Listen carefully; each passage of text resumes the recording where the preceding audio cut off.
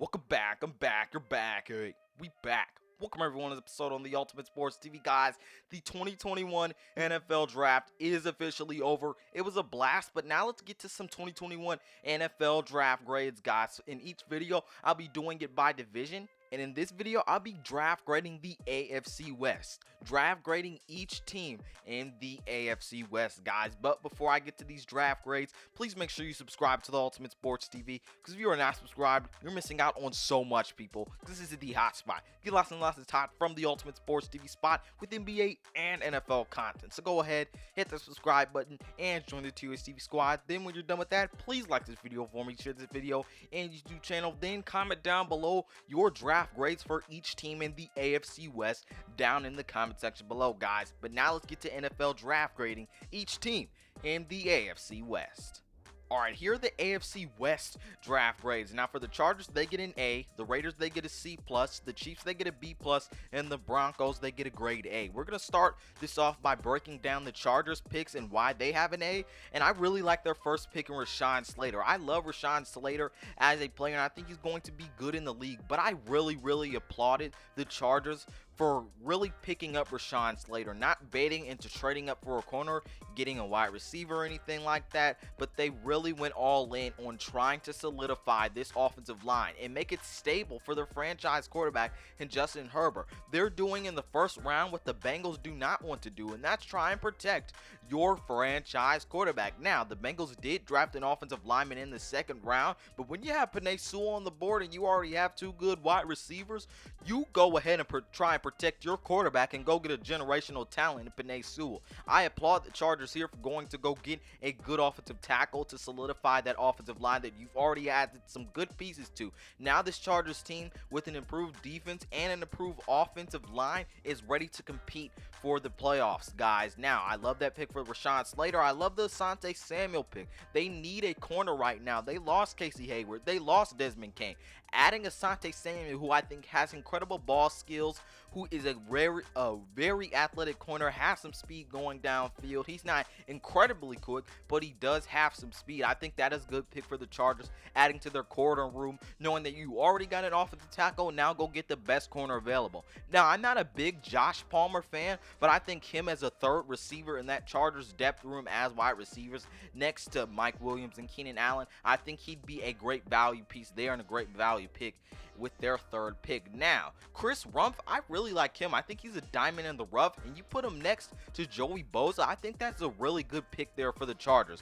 Now for the Raiders, their first pick was Alex Leatherwood. A lot of us thought that Alex Leatherwood going to 17 to the Raiders was a bit early. When I saw it, I thought it was a bit early. Now, he's a good offensive tackle, but when you look at when they're who they picked in the second round, who was supposed to go in the first round, of Trevon Moehrig, that makes the Alex Leatherwood pick be better. It's like they swapped. Alex Leatherwood was supposed to go in the second round, and Trevon Moehrig was supposed to go in the first round. So they get two good picks there. Malcolm Kuntz, I don't really like him. The rest of their picks, I don't really like all of the rest of their picks. While they added some depth to some positions, they kind of just kept repeating the picks that they got. They repeated some offensive line picks. They repeated some defensive end picks, and they repeated some safety picks.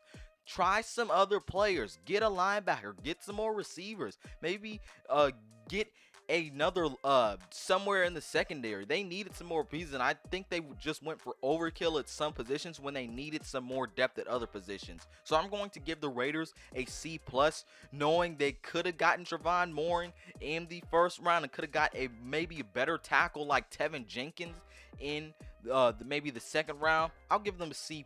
Now for the Chiefs, I give them a B+. Their first pick was not in the first round, but they picked Nick Bolton with their first pick. I think he's a good linebacker at that value in the second round. I don't think he's going to be good, but I think it's a good value pick for the Chiefs right there. Now Creed Humphrey, I think they got a steal there. I don't think he should have went in the second round, but I think they got a steal there. Now Joshua Kane, though, I think that's his name, but I mean, that pick's all right. They don't need defensive end pieces, but it adds depth. Cornell Powell, I think that was a good pick to add to the wide receiver depth room. I don't love any other of their picks, knowing the Chiefs don't need much. I'll give them a B+. Now for the Broncos, I believe their first pick. Let's see who the Broncos' first pick was. I'm looking here. The Broncos' first pick was Patrick Surtain, guys. I kind of like that pick. I don't think Patrick Surtain is going to be what everyone expects him to be. I think he's going to be a good number 2 or number 3 corner. I don't think he's going to be a Pro Bowler throughout his career. But when you put him next to Kyle Fuller on that in that corner room, I think that's a really good position for him to grow and prosper and maybe be better than I expected him to be. Now, in their later rounds, they picked some good value pieces for where they were sitting in the draft, and I really liked how they put some pieces around that defense in that running game and fixed up that offensive line. Now, Javonte Williams came to them. That pairs him with Melvin Gordon. I think Javonte Williams is going to be an excellent running back, and even at some point in this year, take over Melvin Ingram's spot because I think he's going to be that good. Quinn Myers, he's a beast. I think he was a good pick by the Broncos. Baron Browning, I think he's going to be a good linebacker.